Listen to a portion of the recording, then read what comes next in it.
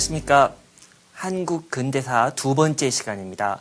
오늘은 파란만장했던 1894년이라는 제목으로 동학농민운동, 청일전쟁, 갑오개혁에 대해서 살펴보겠습니다.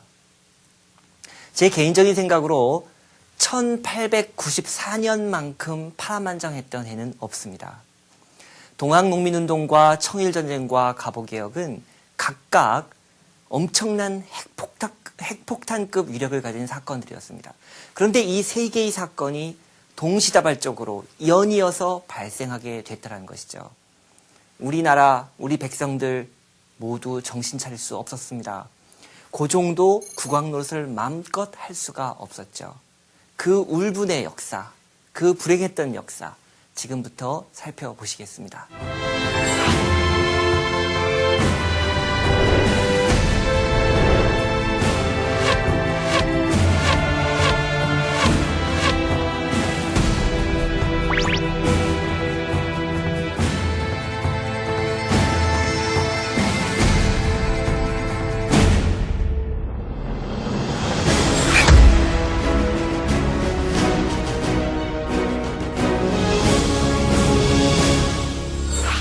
동학농민운동이 왜 발발했는지를 이해하려면 두 가지를 먼저 이해해야 합니다.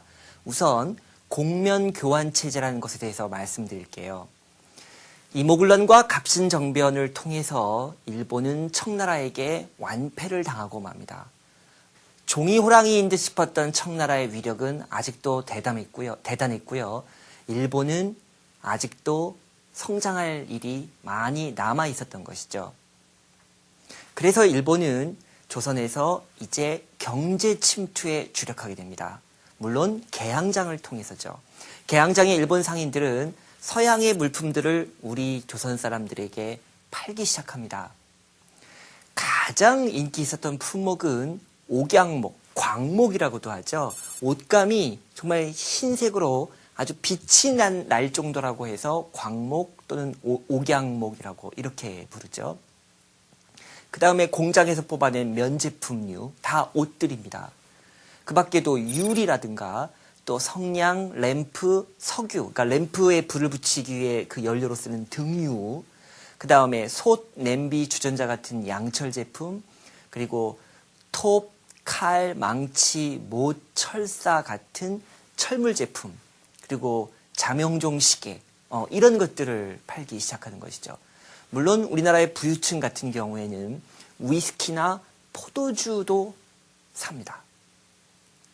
그런가 하면 일본 상인들은 개항장에서 우리나라의 쌀과 콩 같은 농산물, 그러니까 곡물이죠. 그리고 소, 호랑이, 여우, 담비, 수달의 가죽을 사가지고 갑니다.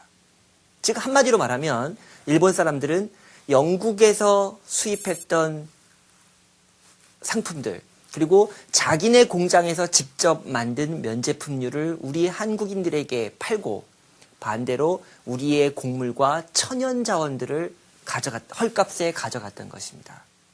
그렇다고 한다면 손해를 보는 것은 우리나라일 수밖에 없는 것이죠. 특히 가난했던 농민들은 더더욱 가난에 찌들게 됩니다. 특히 농민들이 가장 원통했던 것은 자신들이 1년 내내 피땀 흘려 수확했던 쌀을 헐값에 팔게 되고 그것이 일본으로 유출되면 국내에서 쌀값이 폭등을 하게 돼요. 정작 자기들은 비싼 값에 쌀을 되사서 먹어야 했다는 사실입니다. 그리고 더 가난한 농민들은 그 쌀을 조차 살 수가 없어서 콩이나 보리 같은 잡곡류를 사서 먹어야 했습니다. 1년 내내 쌀을 길러낸 농민들이 쌀밥을 먹지 못한다. 이것이 당시 우리 농민들의 현실이었습니다. 그런 사이에 삼남지방, 특히 전라도 농민들 사이에서는 동학이라는 새 종교, 동학이라는 민족 종교가 급속도로 퍼져나가게 됩니다. 동학 여러분들 들어보셨을 거예요. 1860년경에 경주의 최재호라는 몰락한 양반이 만든 종교입니다. 왜 동학이라고 이름 붙였느냐? 바로 서양 세력과 천주교, 이 천주교를 서학이라고 불렀죠. 서양 세력과 서학이 우리나라를 위태롭게 만든다는 그런 생각이 깔려 있었던 것이죠. 그래서 우리의 우리 고유의 민간 신앙과 유교, 불교, 도교의 좋은 논리들을 모두 통합해서 만든 신흥 종교가 바로 동학이었습니다. 그러나 조선 정부는 이 동학을 혹세무민한 종교로 파악하고 이걸 이단시하게 됩니다. 그래서 교조 최재우를 잡아서 처형을 했고요. 동학교인들을 잡아 가둬서 대대적으로 처벌하게 됩니다. 이에 따라서 동학교인들은 억울하게도 산속으로 숨어들어야만 했습니다. 그러나 동학은 생명력이 질긴, 생명력이 끈끈한 종교였습니다. 이대교주 최시영의 사진을 보고 계신데요. 그렇게 볼품 없어 보이죠? 그냥 시골 할아버지처럼 보입니다. 하지만 저분은 동학 조직을 급속도로 키워낸 인물입니다. 그것도 숨어 지내면서 말이죠. 저 최시영의 별명은 최보따리입니다. 왜 그러냐면 항상 쫓겨다녀야 했기 때문에, 항상 포졸들에게 잡히는 것을 걱정했기 때문에요. 항상 자기 몸 옆에 늘 집신 한 켤레와 주먹밥 하나를 꼭 들고 있었습니다. 이 정도로 열악한 조건 속에서도 최시영은 부지런히 동학을 키웠습니다. 그래서 경상도에서 강원도로 다시 충청도로 이렇게 동학이 급속도로 퍼지죠. 자, 이쪽 지역의 조직을 북접이라고 부릅니다. 그러니까 동학의 절반 정도예요. 그런가 하면 전라도는 조금 다릅니다. 농민이 가장 많았던 전라도에서는 남접이라고 해서 최시영과는 다소 다른 계통의 농민 지도자들이 동학을 적극적으로 받아들여서 조금 뒤늦게 이 동학을 키우기 시작합니다. 그 가장 대표적인 인물이 바로 전봉준이죠. 녹두장군 전봉준입니다. 1892년이 되자 이제 자신감을 찾은 동학교인들은 교조 신원운동이라는 것을 펼칩니다. 교조 최재우가 원통하게 죽은 것을 풀어달라는 것이죠. 즉 누명을 벗겨달라는 겁니다. 이게 바로 교조 신원운동이에요. 이 교조 신원운동을 또 펼친 또 다른 목적이 있습니다. 그것은 이제 동학교인들이 산으로 숨어서 몰래 종교활동을 할 것이 아니라 동학이라는 종교의 자유를 얻어서 이제는 터놓고 마음 편히 공개적으로 포교활동을 하고 싶다는 욕구를 드러낸 것이죠. 이에 대해 조선 정부는 검토를 해볼 테니 돌아가 기다려라 이렇게 얘기합니다. 그러나 그건 진심이 아니었죠. 속셈으로는 시간을 버는 것뿐이었습니다. 그러니까 동학교인들을 속이는 행동이었죠. 동학교인들은 다시 분노하기 시작했습니다. 그래서 1893년이 되면 충북 보은과 전라도 금구에서 다시 집회를 여는데요. 이때는 단순히 교조 신원과 또 동학 포교의 자유만을 요구하는 것이 아니었습니다. 이제는 정치적인 구호를 내뱉기 시작합니다. 그러니까 서양 세력 배격하자, 일본 배격하자, 부정부패하고 있는 이 탐관오리들을 처벌하자, 정부여 각성하라, 이런 요구들이 나오게 되고요. 또 이 집회에는 동학을 믿고 있는 농민들뿐만 아니라 동학을 믿지 않는 농민들까지도 참여하게 됩니다.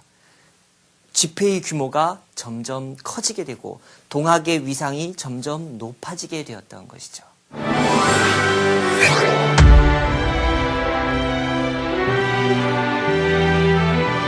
그러던 1894년 초 드디어 일이 터집니다.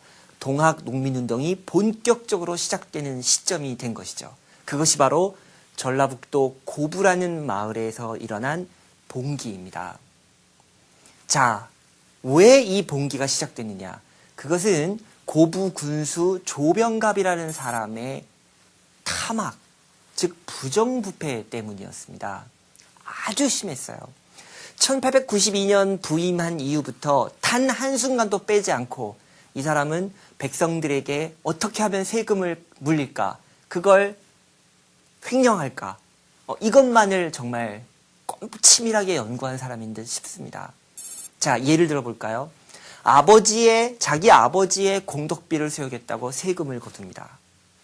만석보라는 보가 있어요. 그러니까 저수지 같은 거죠. 저수지가 있고 뚝이 있는, 그래서 농사에 쓰기 위해서 물을 저장해 두는 곳인데, 그 멀쩡했던 만석보를 갑자기 허물어요. 그리고 새로운 만석보를 짓겠다고 합니다. 그러면서 세금을 또 거두죠. 자, 흉년이 들면 지방관은 세금을 깎아주는 것이 원칙입니다. 그런데 또 이 조병갑 군수는 흉년이 들었는데도 불구하고 세금을 더 거둡니다. 그뿐이 아니에요. 좀 있어 뵈는 농민들이 있거든요. 간혹 있습니다. 그런 사람들에게 이제 딴지를 걸어요. 아, 너 나라에 충성하지 않는 것 같아. 너 부모님께 효도하지 않는 것 같아. 너 이웃들하고 사이좋게 안 지내는 것 같아. 이렇게 말도 안 되는 죄목을 걸어서 세금을 낼 것을 강요합니다. 세금 내주면 봐주겠다는 뜻이죠. 한 번은 분노한 마을 주민들이 이 고부군 관아에 탄원서를 냅니다. 그래서 조병갑 아버지의 공덕비 세우는 것을 좀 보류해달라, 이런 식의 진정을 넣게 되는 것이죠. 그랬더니 웬걸요, 조병갑 군수는 그 주동자들을 잡아다가 감옥에 가두고 고문하고, 그 과정에서 전창혁이라는 사람이 목숨을 잃게 되는데요. 바로 전봉준의 아버지였죠. 자, 이제 분노한 전봉준, 그리고 전봉준을 따르는 고부의 선량한 백성들은 1894년 초에 봉기를 일으킵니다. 그래서 고부 관할을 습격하죠. 그리고 백산이라는 곳에 옮겨가서는 전라도의 모든 동학 조직에게 편지를 보내요. 그래서 우리 힘을 합쳐서 동학 농민군을 대대적으로 키워서 우리의 세상을 만들어보자. 농민 세상을 만들어보자. 지방군과도 싸우고 중앙에서 긴급히 내려온 정부군과도 싸웁니다. 모두 이겼습니다. 승리의 원동력은 무엇보다도 새로운 세상을 만들겠다는 농민들의 신념과 의지 때문이었습니다.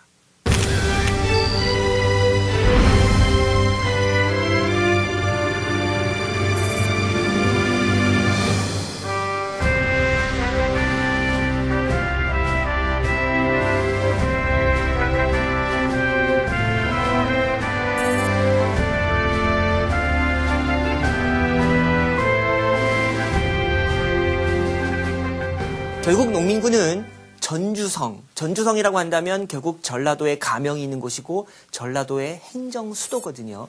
이곳까지 점령해 들어갑니다. 정말 승승장구, 백전백승이었습니다. 자, 조선 정부가 급해졌습니다. 또 기댈 곳은 청나라밖에 없어요. 이모군란 때도 그랬지만 이번에도 역시 조선 정부는 청나라의 지원군, 그러니까 농민군에 대한 진압군을 요청합니다. 청나라 군대가 기다렸다는 듯이 아산만으로 상륙합니다. 그리고 일본에게 통보를 해요. 그건 왜 그랬냐면 갑신정변 때 맺은 텐진조약의 조약 내용 중에 청나라와 일본 어느 한쪽이라도 조선의 군대를 파견할 경우에는 상대편에게 통보하도록 되어 있습니다. 일본도 기다리고 있었죠. 왜냐? 10년 만에 이제 청나라에게 서욕전을 펼치겠다라는 그런 마음 자세가 아주 철저했었거든요. 기회가 온 것이죠. 동학농민운동은 일본에게는 절호의 찬스였습니다. 청나라에게 서욕하고 다시 조선에서 우위를 점할 수 있는, 교두보를 만들 수 있는 그런 계기가 됐던 것이죠. 일촉즉발의 상황이 발생하게 됩니다. 자, 조선 정부도 농민군도 당황하게 됐어요. 청나라와 일본이 끼어들 거라고는 미처 상상을 못했었습니다. 예상을 못했습니다. 그래서 정부와 농민군이 화약을 맺어요. 그러니까 평화협정, 휴전협정을 맺는 겁니다. 이제 우리 전쟁 그만하자.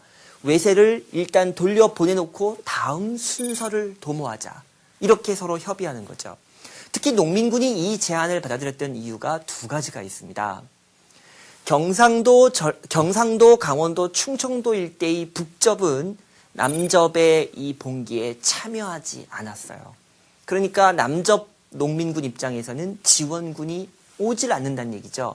그 다음 더 중요한 이유가 있습니다. 동학 농민군의 주력 부대는 어디까지나 농민입니다. 그런데 뭔 얘기를 해야 된단 말이죠. 농번기예요. 당장 고향에 돌아가서 자기들 논밭을 가꿔야 합니다. 전쟁만 하고 있을 수가 없었어요. 그래서 화약이 이루어지게 됐던 것이죠. 자, 농민군이 해산한 다음 전봉준이 이끄는 동학군의 지도부는 전라도의 모든 군현에 집강소를 만듭니다. 이 집강소는 농민들이 중심이 된 권력기구이자 행정기구예요. 그래서 자신들이 요구하고 있던 폐정개혁 12개조 안을 실행에 옮기게 됩니다. 이 집강소는요, 우리나라 최초로 등장한 농민자치기구이기도 합니다.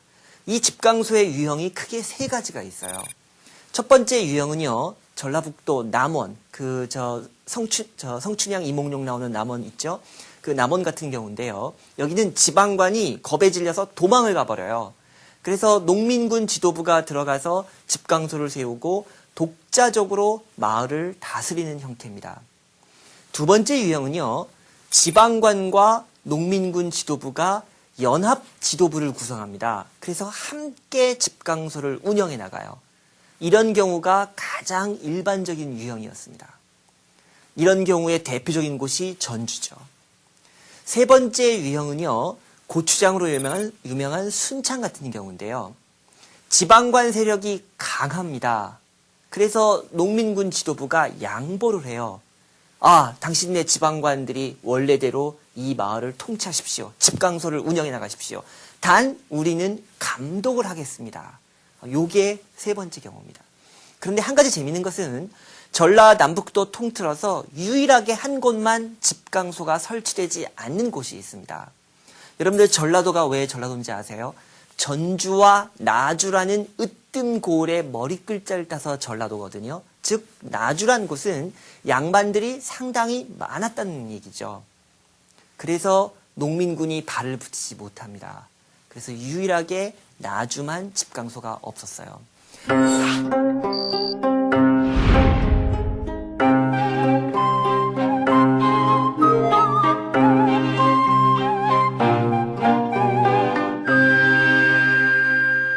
그러면 폐정개혁 12개조의 내용은 뭐였을까요? 이것도 재밌습니다.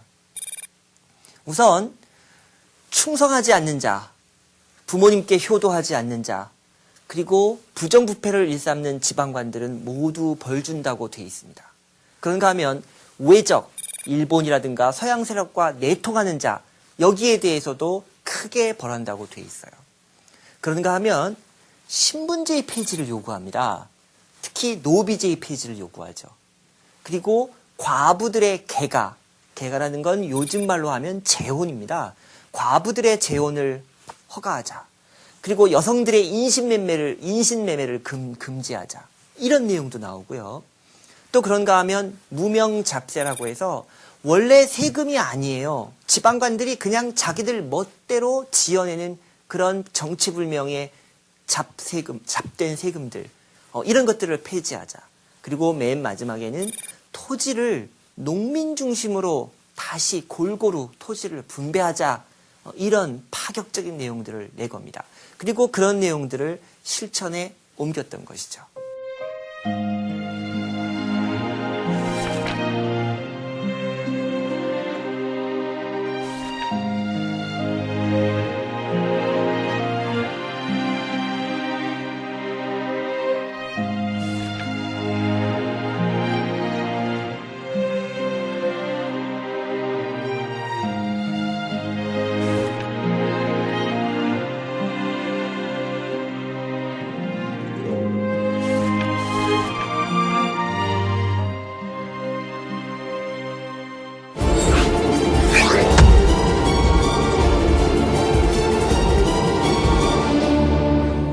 자, 그런 사이 우리 한반도에서는 청나라와 일본 간의 전쟁이 시작되었습니다.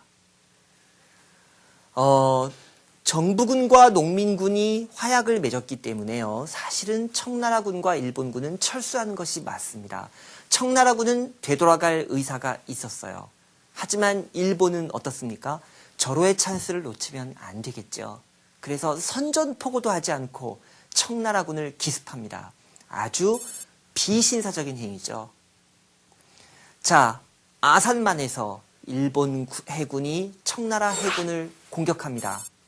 예상을 깨고 청나라군이 대패를 당했습니다. 지금 사진 보이시죠? 불타고 있는 청나라 해군 군함 사진입니다.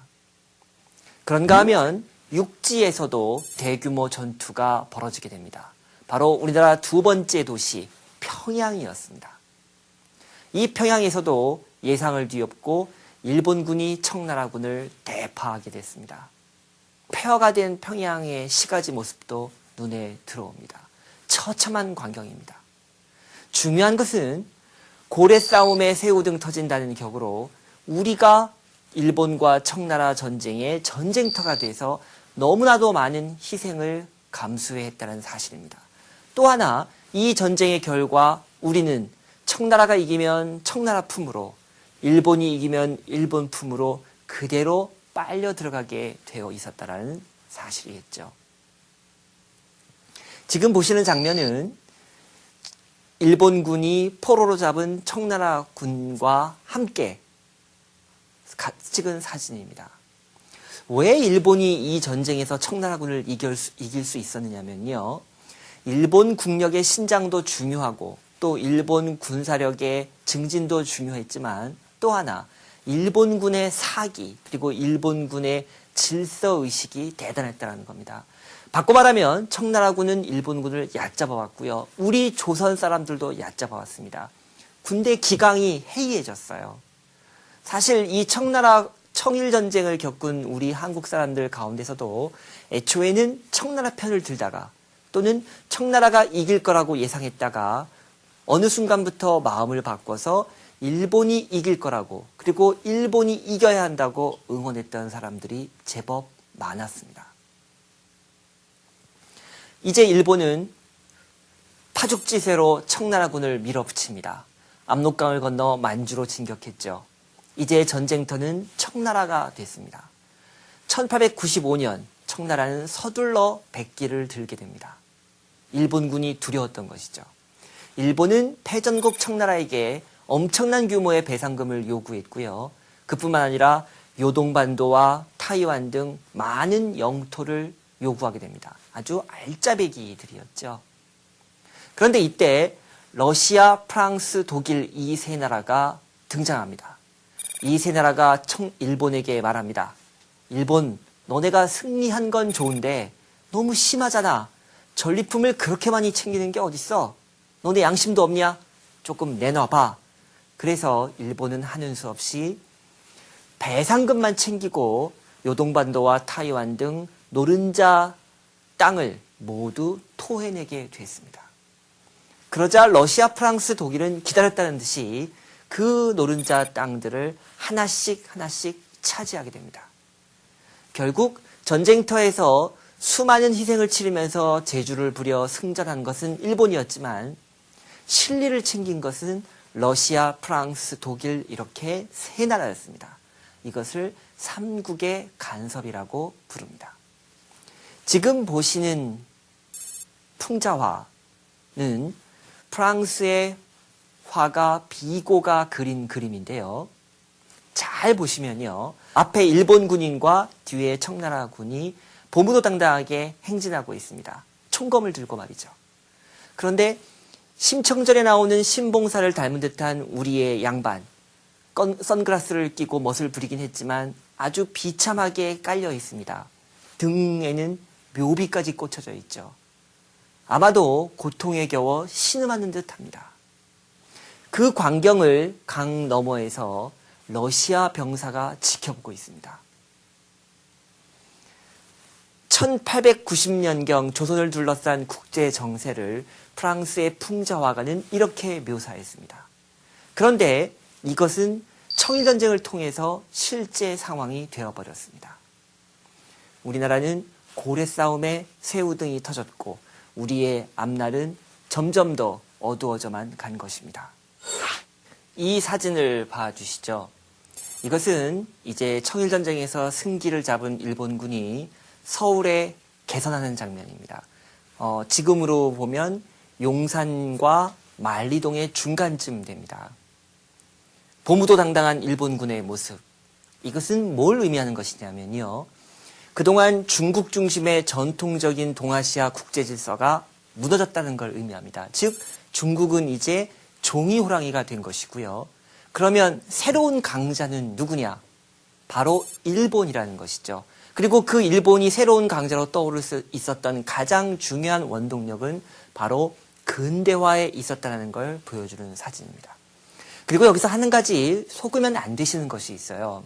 일장기와 함께 태극기가 보입니다. 일본군이 우리 한국을 그만큼 사랑했다는 얘기일까요? 아닙니다. 저건 제스처예요. 위장했다는 뜻입니다.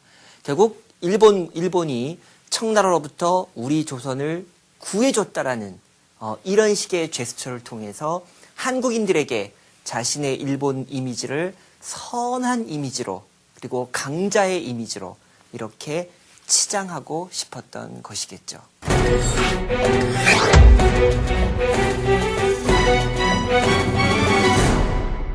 1894년 7월 23일 새벽 서울에 있던 일본군은 갑작스럽게 경복궁을 점령해 들어갔습니다. 이때 우리 군대와 시가전이 벌어집니다. 궁궐 안팎에서 그리고 사대문 안에서 치열하게 벌어지죠. 그러나 이 시가전은 일본군의 승리로 끝나버렸습니다. 왜냐하면 경복궁이 점령당하면서 고종과 명성황후가 일본군의 수중에 들어갔고 결국 고종은 생명을 지키기 위해서 우리 군대에게 총기를 내려놓을 것을 명령했기 때문입니다. 경복궁을 장악한 일본군, 이 사람들은 이제 한국 정부를 일본과 비교적 가까운 인사들로 채우기 시작합니다. 그러면서 군국기무처라는 새로운 기관을 만들죠. 이 군국기무처는 초헌법적인 기구입니다. 그래서 모든 개혁을 책임지는 기구였죠. 이 군국기무처의 총재는 당시 총리 대신 김홍집이 맡게 됩니다. 김홍집은 온건개화파의 대표적인 인물로서 비교적 일본과 가까운 관계를 유지하고 있었던 사람입니다. 그 밖에 16명의 위원이 있었는데요. 김홍집까지 포함한 이 17인 위원회, 바로 이 군국기무처는 갑오개혁을 총괄 지휘하게 됩니다. 갑오개혁은 정부 주도의 총체적인 근대화 프로젝트입니다. 정치, 경제, 사회 분야에서 전방위적인 개혁을 이끌어냈습니다. 거의 혁명적인 일이었습니다. 정치 부분에서는 서구식 내각제도를 도입했습니다. 또 고려왕조, 조선왕조 도합 1000년을 이어져 내려온 관리 임용 방식이었던 과거 시험을 폐지합니다. 대신에 국문, 한문, 산술, 그리고 국제정세 이런 과목들을 가지고 새로운 시험 형태로 새로운 인재들을 선발하기 시작했습니다. 경제면에서도 재정을 일원화합니다. 도량형을 통일하고 조세금납제라고 해서 세금을 돈으로 내게 합니다. 또 화폐 제도도 은본위제로 바꿨죠. 뭐니 해도 갑오개혁에서 가장 중요한 것은 사회 분야의 개혁이었습니다. 특히 신분제의 폐지 그리고 노비제도의 폐지가 되겠습니다. 신분제와 노비제라는 것은 아주 오래전 수천 년 동안 내려오던 그런 제도였거든요. 물론 양반이나 상민이나 천민의 머릿속에서 관념 속에서 이 신분이라는 개념은 그렇게 하루아침에 사라질 수 없는 것이었습니다. 그러나 적어도 제도적으로 법적으로 신분제가 철폐되었다는 것은 개혁을 뛰어넘어 사실상 혁명에 가까운 그런 중요한 조치였습니다. 그 밖에도 갑오개혁의 내용은 무수히 많습니다. 연좌제라는 것이 있었습니다. 어느 가족 중에 한 사람이 범죄를 저지르면 그 사람 때문에 그 가족 구성원 전체가 연루되어 불이익을 당하는 걸 말합니다. 갑오개혁에서는 이 연좌제를 폐지했습니다. 조선시대에는 과부가 재혼하는 것을 금지했습니다. 남자들은 얼마든지 가능했지만 여자들에게는 정절을 요구했습니다. 성차별이죠. 여성에 대한 모욕입니다. 그런데 갑오개혁에서는 바로 이 조항을 없앴습니다. 즉 과부들의 재혼을 허가했다는 뜻입니다. 그런가 하면 여성들의 인신매매도 없앴습니다. 그리고 사법제도도 바꾸었습니다. 그동안에는 지방관이 행정뿐만 아니라 재판까지 도맡아 했습니다. 여기에서 어떤 문제가 발생했냐면 지방관에게는 전문적인 법률 지식이 없습니다. 또 두 번째로는 한 사람의 지방관에게 행정 권력과 사법 권력이 독점됨으로써 온갖 폐단이 나타나기 시작했던 것이죠. 그런데 가보개혁에서는 우리의 새로운 법정을 만들고 그 근대식 법정에서 전문적인 재판관이 바로 범죄자들을, 피의자들을 재판하도록 이렇게 조치를 내렸습니다. 지금 보시는 사진은요, 우리가 전통시대에 동헌에서 지방관이 피의자를 꿇려놓고, 무릎 꿇려놓고 시시비비를 가리면서 재판하는 그런 모습이 되겠습니다. 또 가보개혁에서는 피의자의 인권을 보호하는 조치를 취했습니다. 바로 고문을 없앤 것이죠. 여러분들 사극에서 많이 보실 텐데요. 지금 주리를 트는 장면이죠. 얼마나 아팠겠습니까? 그리고 아주 수치스러운 장면이죠. 피의자에게는 너무나도 수치스러운 장면입니다. 또 그런가 하면 볼기짝을 때린다는 말 들어보셨을 거예요. 바로 곤장을 치는 거죠. 이걸 한자로는 태형이라고 부릅니다. 매우 아팠겠죠. 증거도 없이 자백을 받아내기 위해서 주리를 틀고 곤장을 내리쳤던 것입니다. 그런데 가보개혁에서는 이러한 고문을 모두 없앴습니다.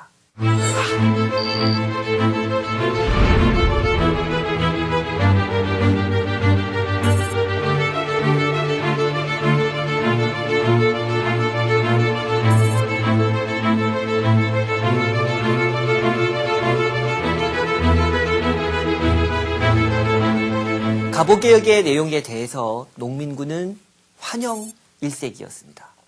왜냐하면 신분제를 폐지했고 또 과부의 재혼을 허가했기 때문이죠. 이 모든 것들은 바로 농민군이 줄기차게 정부를 대상으로 요구했던 사안이었습니다. 그러나 가보개혁은 처음부터 태생적 한계를 안고 있었습니다. 바로 일본 때문입니다. 개혁의 내용이 아무리 훌륭하다 하더라도 그 가보개혁을 밀어붙인 주체, 또 가보개혁의 배후 모두 일본이었습니다. 농민군은 일본을 싫어했죠. 따라서 가보개혁은 일반 백성들의 지지를 받기가 어려웠습니다. 이것이 가보개혁의 근본적인 한계였던 것이죠. 그러는 동안 농민군이 다시 봉기합니다. 9월부터입니다. 1894년 9월부터인데 이를 두고 2차 봉기라고 이렇게 말합니다. 1차 봉기 때는 관군과 전투를 벌였습니다. 그런데 2차 봉기 때는 주 대상이 바로 일본군입니다. 외세를 몰아내겠다는 것이죠.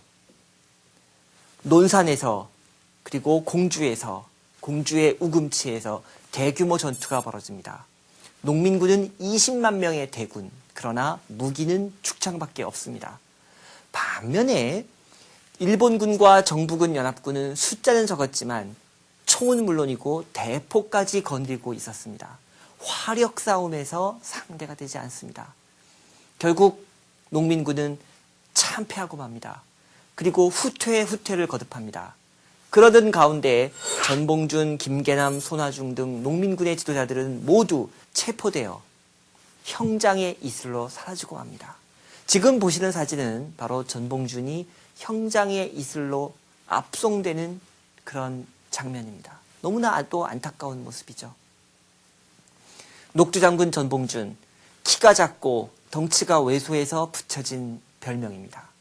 그러나 우리 역사에서 전봉준만한 거인도 찾기가 힘이 들죠.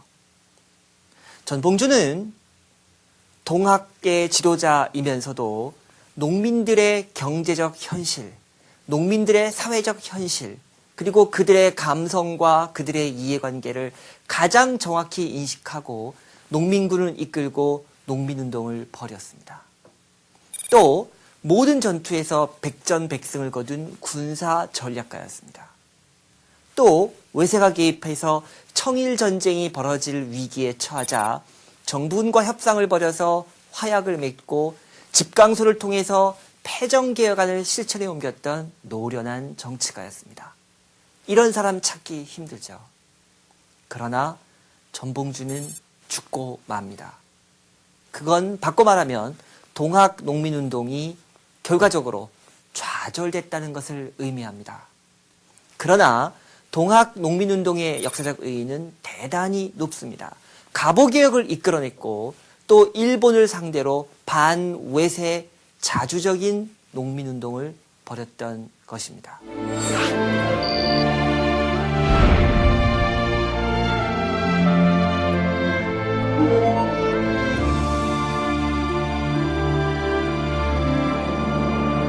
(1894년에) 일어났던 동학농민운동 그리고 청일전쟁 갑오개혁은 서로 긴밀하게 연관되어 있습니다. 동학농민운동이 청일전쟁을 일으켰고요. 청일전쟁에서 승기를 잡은 일본은 조선 땅에서 쐐기를 받고자 갑오개혁을 강요했습니다. 동학농민군은 갑오개혁을 가장 원했던 세력이었지만 그 배후에 일본이 있었기 때문에 갑오개혁을 진심으로 환영할 수 없었습니다. 바로 이러한 결과가 우리 한국으로서는 불행했던 것이죠. 자주적 근대화로 갈 수 있는 길이, 그 가능성이 점점점 희박해지게 되었던 것입니다.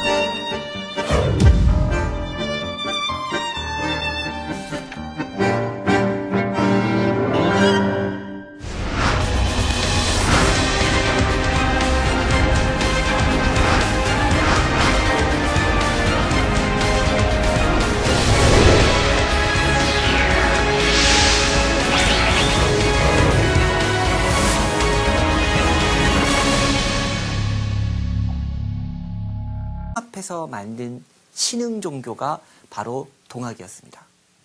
그러나 조선 정부는 이 동학을 혹세무민한 종교로 파악하고 이걸 이단시하게 됩니다. 그래서 교조 최재우를 잡아서 처형을 했고요. 동학교인들을 잡아 가둬서 대대적으로 처벌하게 됩니다. 이에 따라서 동학교인들은 억울하게도 산속으로 숨어들어야만 했습니다. 그러나 동학은 생명력이 끈끈한 종교였습니다. 이대교주 최시영의 사진을 보고 계신데요.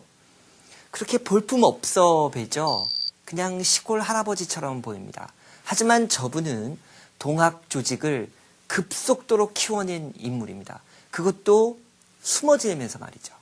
저 최시영의 별명은 최보딸입니다. 왜 그러냐면 항상 쫓겨다녀야 했기 때문에, 항상 포졸들에게 잡히는 것을 걱정했기 때문에요. 항상 자기 몸 옆에 늘 집신 한 켤레와 주먹밥 하나를 꼭 들고 있었습니다. 이 정도로 열악한 조건 속에서도 최시영은 부지런히 동학을 키웠습니다. 그래서 경상도에서 강원도로, 다시 충청도로 이렇게 동학이 급속도로 퍼지죠. 자, 이쪽 지역의 조직을 북접이라고 부릅니다. 그러니까 동학의 절반 정도예요. 그런가 하면 전라도는 조금 다릅니다. 농민이 가장 많았던 전라도에서는 남접이라고 해서 최시영과는 다소 다른 계통의 농민 지도자들이 동학을 적극적으로 받아들여서 조금 뒤늦게 이 동학을 키우기 시작합니다. 그 가장 대표적인 인물이 바로 전봉준이죠. 녹두장군 전봉준입니다. 1892년이 되자 이제 자신감을 찾은 동학교인들은 교조 신원운동이라는 것을 펼칩니다. 교조 최재우가 원통하게 죽은 것을 풀어달라는 것이죠. 즉 누명을 벗겨달라는 겁니다. 이게 바로 교조 신원운동이에요. 이 교조 신원운동을 또 펼친 또 다른 목적이 있습니다. 그것은 이제 동학교인들이 산으로 숨어서 몰래 종교활동을 할 것이 아니라 동학이라는 종교의 자유를 얻어서 이제는 터놓고 마음 편히 공개적으로 포교활동을 하고 싶다는 욕구를 드러낸 것이죠. 이에 대해 조선 정부는 검토를 해볼 테니 돌아가 기다려라 이렇게 얘기합니다. 그러나 그건 진심이 아니었죠. 속셈으로는 시간을 버는 것뿐이었습니다. 그러니까 동학교인들을 속이는 행동이었죠. 동학교인들은 다시 분노하기 시작했습니다. 그래서 1893년이 되면 충북 보은과 전라도 금구에서 다시 집회를 여는데요. 이때는 단순히 교조 신원과 또 동학 포교의 자유만을 요구하는 것이 아니었습니다. 이제는 정치적인 구호를 내뱉기 시작합니다. 그러니까 서양 세력 배격하자, 일본 배격하자. 대단했고요. 일본은 아직도 성장할 일이 많이 남아 있었던 것이죠. 그래서 일본은 조선에서 이제 경제 침투에 주력하게 됩니다. 물론 개항장을 통해서죠. 개항장의 일본 상인들은 서양의 물품들을 우리 조선 사람들에게 팔기 시작합니다. 가장 인기 있었던 품목은 옥양목, 광목이라고도 하죠. 옷감이 정말 흰색으로 아주 빛이 날 정도라고 해서 광목 또는 옥양목이라고 이렇게 부르죠. 그 다음에 공장에서 뽑아낸 면제품류, 다 옷들입니다. 그 밖에도 유리라든가 또 성냥, 램프, 석유, 그러니까 램프에 불을 붙이기 위해 그 연료로 쓰는 등유, 그 다음에 솥, 냄비, 주전자 같은 양철 제품, 그리고 톱, 칼, 망치, 못, 철사 같은 철물 제품, 그리고 자명종 시계, 이런 것들을 팔기 시작하는 것이죠. 물론 우리나라의 부유층 같은 경우에는 위스키나 포도주도 삽니다. 그런가 하면 일본 상인들은 개항장에서 우리나라의 쌀과 콩 같은 농산물, 그러니까 곡물이죠. 그리고 소, 호랑이, 여우, 담비, 수달의 가죽을 사가지고 갑니다. 즉 한마디로 말하면 일본 사람들은 영국에서 수입했던 상품들, 그리고 자기네 공장에서 직접 만든 면제품류를 우리 한국인들에게 팔고 반대로 우리의 곡물과 천연자원들을 헐값에 가져갔던 것입니다. 그렇다고 한다면 손해를 보는 것은 우리나라일 수밖에 없는 것이죠. 특히 가난했던 농민들은 더더욱 가난에 찌들게 됩니다. 특히 농민들이 가장 원통했던 것은 자신들이 1년 내내 피땀 흘려 수확했던 쌀을 헐값에 팔게 되고 그것이 일본으로 유출되면 국내에서 쌀값이 폭등을 하게 돼요. 정작 자기들은 비싼 값에 쌀을 되사서 먹어야 했다는 사실입니다. 그리고 더 가난한 농민들은 그 쌀을 조차 살 수가 없어서 콩이나 보리 같은 잡곡류를 사서 먹어야 했습니다. 1년 내내 쌀을 길러낸 농민들이 쌀밥을 먹지 못한다. 이것이 당시 우리 농민들의 현실이었습니다. 그런 사이에 삼남지방, 특히 전라도 농민들 사이에서는 동학이라는 새 종교, 동학이라는 민족 종교가 급속도로 퍼져나가게 됩니다. 동학 여러분들 들어보셨을 거예요. 1860년경에 경주의 최재호라는 몰락한 양반이 만든 종교입니다. 왜 동학이라고 이름 붙였느냐? 바로 서양 세력과 천주교, 이 천주교를 서학이라고 불렀죠. 서양 세력과 서학이 우리나라를 위태롭게 만든다는 그런 생각이 깔려 있었던 것이죠. 그래서 우리 고유의 민간 신앙과 유교, 불교, 도교의 좋은 논리들을 모두 우리의 세상을 만들어보자. 농민 세상을 만들어보자. 지방군과도 싸우고 중앙에서 긴급히 내려온 정부군과도 싸웁니다. 모두 이겼습니다. 승리의 원동력은 무엇보다도 새로운 세상을 만들겠다는 농민들의 신념과 의지 때문이었습니다.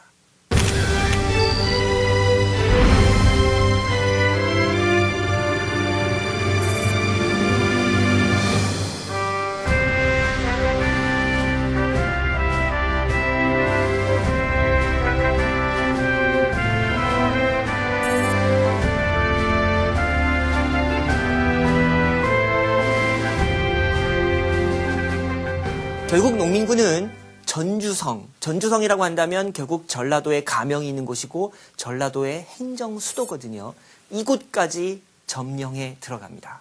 정말 승승장구, 백전백승이었습니다. 자, 조선 정부가 급해졌습니다. 또 기댈 곳은 청나라밖에 없어요. 이모군란 때도 그랬지만 이번에도 역시 조선 정부는 청나라의 지원군, 그러니까 농민군에 대한 진압군을 요청합니다. 청나라 군대가 기다렸다는 듯이 아산만으로 상륙합니다. 그리고 일본에게 통보를 해요. 그건 왜 그랬냐면 갑신정변 때 맺은 텐진조약의 조약 내용 중에 청나라와 일본 어느 한쪽이라도 조선의 군대를 파견할 경우에는 상대편에게 통보하도록 되어 있습니다. 일본도 기다리고 있었죠. 왜냐? 10년 만에 이제 청나라에게 서욕전을 펼치겠다라는 그런 마음 자세가 아주 철저했었거든요. 기회가 온 것이죠.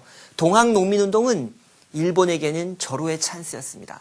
청나라에게 서욕하고 다시 조선에서 우위를 점할 수 있는, 교두보를 만들 수 있는 그런 계기가 됐던 것이죠. 일촉즉발의 상황이 발생하게 됩니다. 자, 조선 정부도 농민군도 당황하게 됐어요. 청나라와 일본이 끼어들 거라고는 미처 상상을 못했었습니다. 예상을 못했습니다. 그래서 정부와 농민군이 화약을 맺어요. 그러니까 평화협정, 휴전협정을 맺는 겁니다. 이제 우리 전쟁 그만하자. 외세를 일단 돌려보내놓고 다음 순서를 도모하자. 이렇게 서로 협의하는 거죠. 특히 농민군이 이 제안을 받아들였던 이유가 두 가지가 있습니다. 경상도, 강원도, 충청도 일대의 북접은 남접의 이 봉기에 참여하지 않았어요. 그러니까 남접 농민군 입장에서는 지원군이 오질 않는다는 얘기죠. 그 다음 더 중요한 이유가 있습니다. 동학 농민군의 주력 부대는 어디까지나 농민입니다. 그런데 모내기를 해야 된단 말이죠. 농번기예요. 당장 고향에 돌아가서 자기들 논밭을 가꿔야 합니다. 전쟁만 하고 있을 수가 없었어요. 그래서 화약이 이루어지게 됐던 것이죠.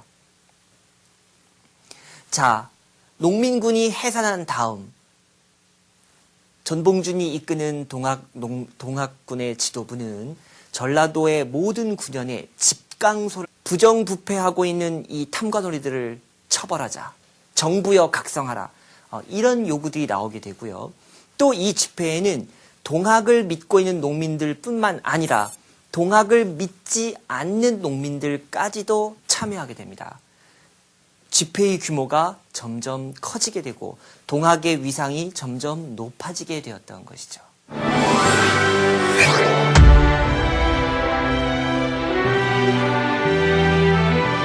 그러던 1894년 초 드디어 일이 터집니다. 동학 농민운동이 본격적으로 시작되는 시점이 된 것이죠. 그것이 바로 전라북도 고부라는 마을에서 일어난 봉기입니다. 자, 왜 이 봉기가 시작됐느냐? 그것은 고부 군수 조병갑이라는 사람의 타막, 즉 부정부패 때문이었습니다. 아주 심했어요. 1892년 부임한 이후부터 단 한순간도 빼지 않고 이 사람은 백성들에게 어떻게 하면 세금을 물릴까? 그걸 횡령할까?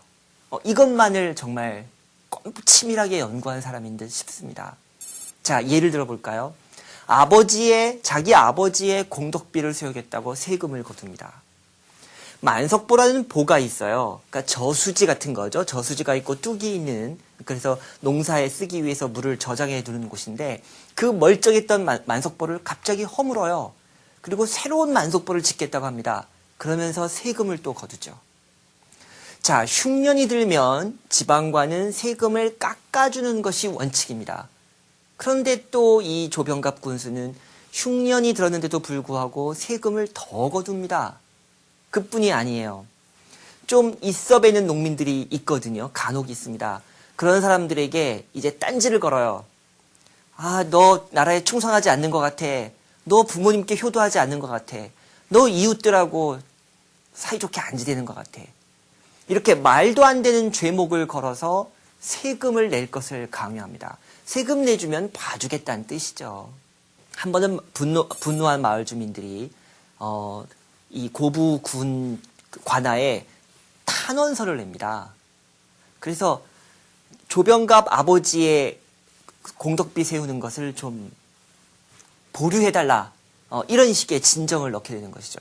그랬더니 웬걸요, 조병갑 군수는 그 주동자들을 잡아다가 감옥에 가두고 고문하고 그 과정에서 전창혁이라는 사람이 목숨을 잃게 되는데요. 바로 전봉준의 아버지였죠. 자, 이제 분노한 전봉준, 그리고 전봉준을 따르는 고부의 선량한 백성들은 1894년 초에 봉기를 일으킵니다. 그래서 고부 관아를 습격하죠. 그리고 백산이라는 곳에 옮겨가서는 전라도의 모든 동학 조직에게 편지를 보내요. 그래서 우리 힘을 합쳐서 동학 농민군을 대대적으로 키워서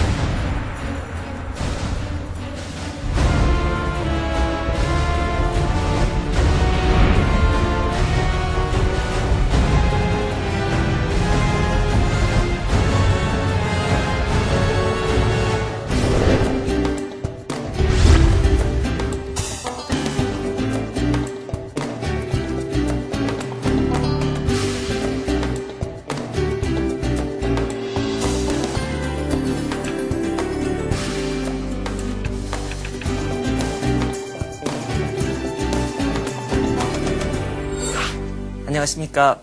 한국 근대사 두 번째 시간입니다. 오늘은 파란만장했던 1894년이라는 제목으로 동학 농민운동, 청일전쟁, 갑오개혁에 대해서 살펴보겠습니다. 제 개인적인 생각으로 1894년만큼 파란만장했던 해는 없습니다. 동학 농민운동과 청일전쟁과 갑오개혁은 각각 엄청난 핵폭탄급 위력을 가진 사건들이었습니다. 그런데 이 세 개의 사건이 동시다발적으로 연이어서 발생하게 됐다는 것이죠. 우리나라, 우리 백성들 모두 정신 차릴 수 없었습니다. 그 정도 국왕 노릇을 마음껏 할 수가 없었죠. 그 울분의 역사, 그 불행했던 역사, 지금부터 살펴보시겠습니다.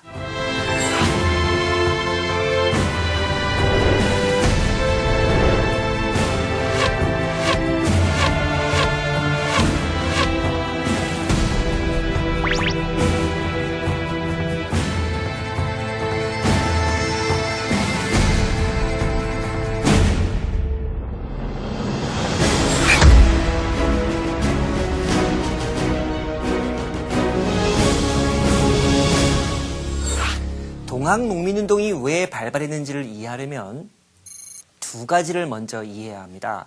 우선 공면교환체제라는 것에 대해서 말씀드릴게요. 이모군란과 갑신정변을 통해서 일본은 청나라에게 완패를 당하고 맙니다. 종이 호랑이인 듯 싶었던 청나라의 위력은 아직도